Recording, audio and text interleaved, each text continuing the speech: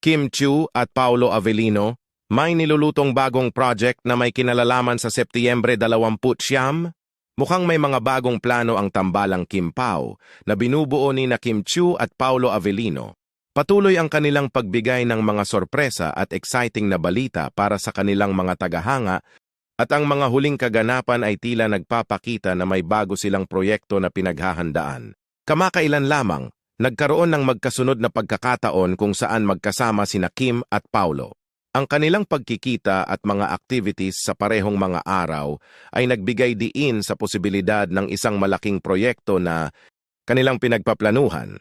Bukod dito, ang kanilang dinner date kasama ang overall head of content ng VIU Philippines ay nagbigay daan sa mga spekulasyon na maaaring may kinalaman ito sa isang bagong kolaborasyon o proyekto. Ang ganitong klasing meeting ay kadalasang nagsisilbing preparasyon para sa mga malalaking proyekto sa industriya ng entertainment.